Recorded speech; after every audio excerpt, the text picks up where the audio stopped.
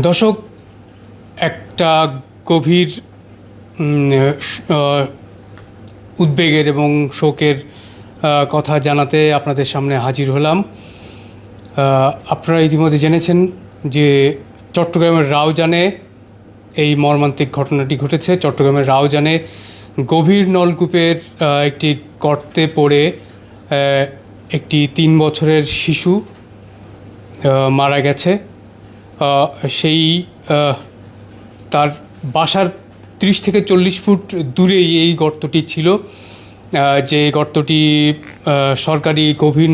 সরকারি প্রকল্পের একটি গভীর নলকূপের প্রকল্প ছিল, যেটি 4-5 বছর আগে এই গর্তটি সরকারিভাবেই খোঁড়া হয়েছিল। কিন্তু দুঃখের বিষয় এই যে নলকূপের যে গর্ত সেটি আর পূরণ করা হয়নি, আর সেই গর্তে পড়েই মর্মান্তিক এই মৃত্যু ঘটল একটি 3 বছরের শিশুর।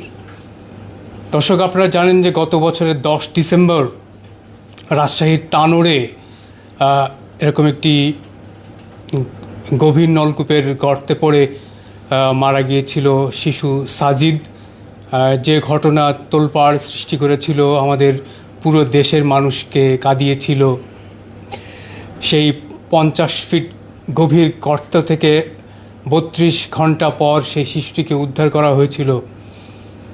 12টি ফায়ার সার্ভিসের ইউনিট যে চেষ্টা করেছিল এবং 32 ঘন্টা পর সেই শিশুটিকে উদ্ধার করেছিল, কিন্তু তাকে বাঁচানো যায়নি। তবে সেই ঘটনারই আবার পুনরাবৃত্তি হলো এই চট্টগ্রামের রাউজানে, যেখানে 12 ফুট গভীর একটি গর্তে পড়ে যায় এই শিশুটি।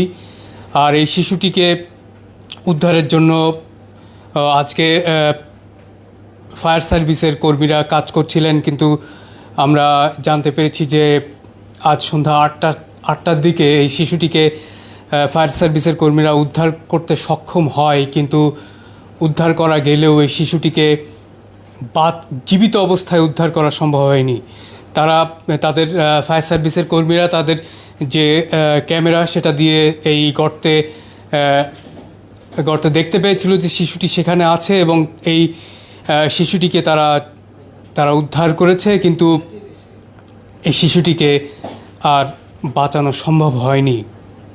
আমরা জানতে পেরেছি যে এই শিশুটির বাড়ির ঠিক 30 থেকে 40 ফুট কাছেই এই গভীর নলকূপটির গর্ত, সেটি সরকারি প্রকল্পের একটি গর্ত। সেটা 4-5 বছর আগে এই গর্তটি খোঁড়া হয়েছিল, কিন্তু সেটি আর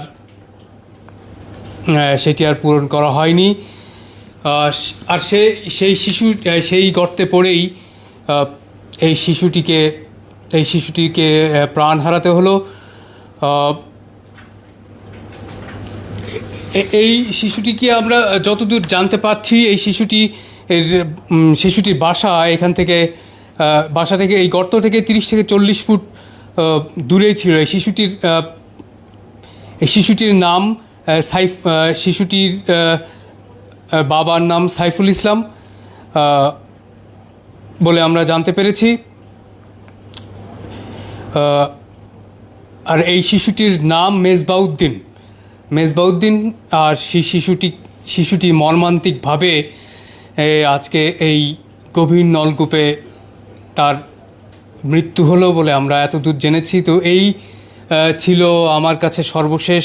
তো এর আরও যদি বিস্তারিত কিছু জানা যায়, পরবর্তীতে আপনাদেরকে সেটি সাথে সাথে জানিয়ে দেওয়ার চেষ্টা করব বলে এখনকার থেকে বিদায় নিচ্ছি। আমি আপনাদের সাথে এতক্ষণ ছিলাম সাইদুজ্জামান দীপু।